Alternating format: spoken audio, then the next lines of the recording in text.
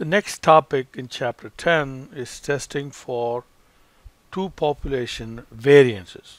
Variances or standard deviation. Testing for variance and testing for standard deviation are one and the same thing. Now, here we have only two forms of the hypothesis. The two-tailed form, where we are testing whether variance of the first population is equal to the variance of the second population or not.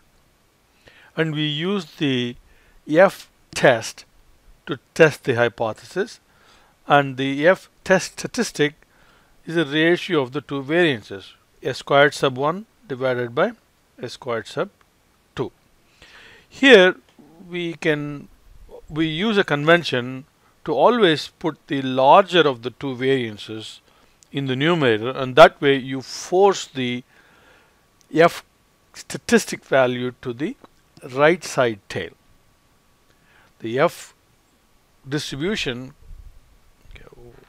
So the second form of the hypothesis is this, where the alternative hypothesis is always greater than type. So you have sigma squared sub 1 greater than sigma squared sub 2.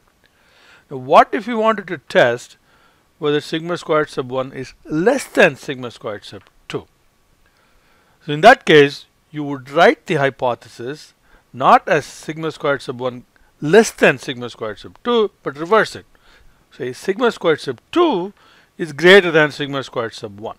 So that way you'll always have the rejection region on the right side and not on the left side. And this is important when you make the calculations by hand, but it turns out, and the reason for that is the F statistic table, the table values are usually given or always given as a right tail value only. So there is no left tail value to look up for, and therefore you must set up the hypothesis always in such a way that the rejection region, the critical value, is always on the right tail. But it is not a critical issue in Excel, because in Excel we can find the F table value for both the sides just as easily. So it's not that critical if you do the problem in Excel, so you can use all the three different forms of the hypothesis. Now the F test statistic is the ratio, and the degrees of freedom for numerator is the degrees of freedom of that variance. The degrees of freedom for the denominator is that. So we need 2 degrees of freedoms now, one for the numerator variance and one for the denominator variance. And these 2 degrees of freedoms are needed to look up the F table value. So the F distribution looks like this. So since it is a ratio of 2 variances, both are squared values, and therefore F statistic cannot be negative. It is either close to 0 or large. So it's always positive. And as I said, statistics textbooks will always only have F table value on the right side. They will not give you the table value on the left side. And this is the reason why you have to make sure that the rejection region is to the right always. So if it is a two-tailed test, the tail area will be alpha over 2, with alpha over 2 on this side as well. And if it is a one-tailed test, then the tail area is alpha itself. And then we use the 2 degrees of freedom for the numerator and degrees of freedom for the denominator to find the F table value. And then if the F statistic is greater than or equal to the critical value, then we reject.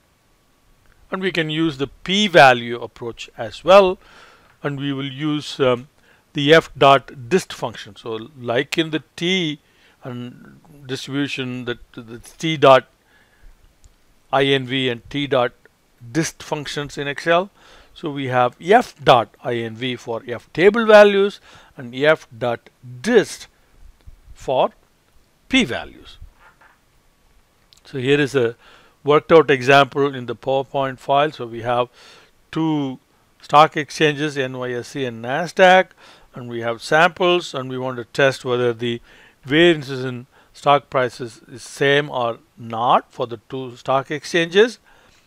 Okay, and then so the critical value, the sample sizes are 20, the sample sizes are 21 and 25, and here the standard deviation, the largest standard deviation is for NYSE, so that goes in the numerator, and then 1.16 goes in the denominator.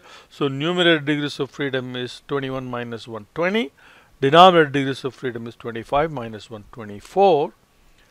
Okay, so we get alpha over 2 is 0.025 because it's the two-tailed test, and we look up the F table value, which is 2.33.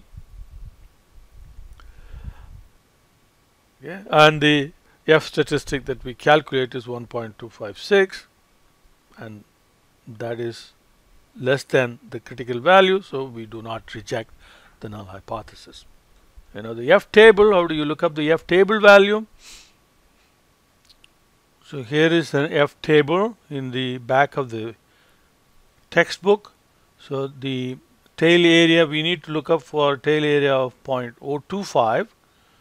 So let's so here is the page where we have the F critical value, alpha of 0.025, and the degrees of freedoms are 20 and 24. So numerator degrees of freedom is 20, denominator degrees of freedom is 24, so you get 2.33. So there you have 2.33 for the F table value. Now we will look at an Excel example in the next video.